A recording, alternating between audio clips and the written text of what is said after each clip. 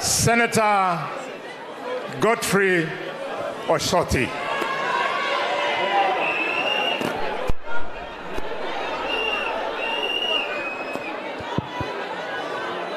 Aya, Mheshimiwa Oparanya, party leader, Baba, Mheshimiwa Kalonzo, all protocol observed. Watu wa Kakamega Murembe. Salamu ya Mzee Henry. Mimi kwanza natoa salamu kutoka kwa watu wa Vihiga ambao wamenituma na risala za salamu kwa Mheshimiwa Oparanya ambaye ni rafiki yetu mkubwa sana kule Vihiga County. Tukiwa na shida kama hii na mambo mengine, yeye anakuanga wa haraka kuja.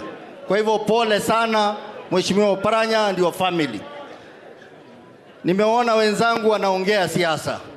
Jenzi muko? Nyinyi wabaya. Hata mimi leo nimesalamiwa.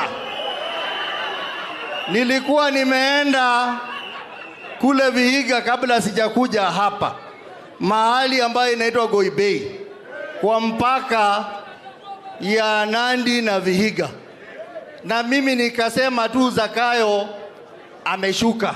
Na vijana wakaniambia akwende nyumbani. Kwa hivyo wakaniambia Mheshimiwa Senator, wachana na hiyo.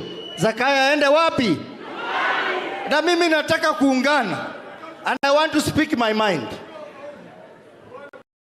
Speak my mind. Baba, you are our leader. We respect you. We will follow your direction. Lakini sisi Waluya tunasema samaki inaoza kuanzia kwa kichwa. Ama namna gani? Kwa hivyo, the problem of this country is not even the cabinet that is sacked. The problem of this country is not even the parliament that he controls. The problem of this country is two people. President William Ruto and his deputy Rigathi Gachagua. If we want to end corruption in this country, the two should go. If we want to end tribalism, the two should go. If we want to have a nation that is united, the two should go.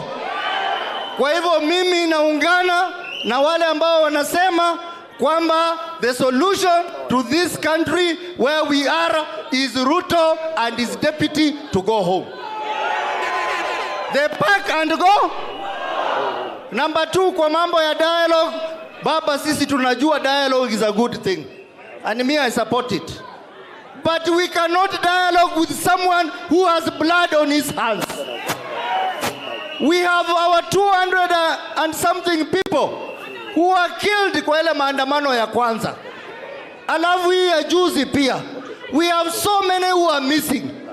We have so many who have been hospitalized. If we have to go for dialogue, number 1, we want these people to be compensated, their families. Number 2, wale maskari ambao wameua vijana wetu watafutwe, wawekwe ndani. Tukianza na yule askari alionekana kwa televisheni akilenga gari ya baba, anataka kupiga baba risasi, huyo akuwe wa kwanza kuwekwa ndani, na nchi itaenda mbele. Ground vitu ni tofauti, my friend. We cannot sanitize Ruto. He has to pack and go home. Asanteni sana. Asante sana waheshimiwa senators.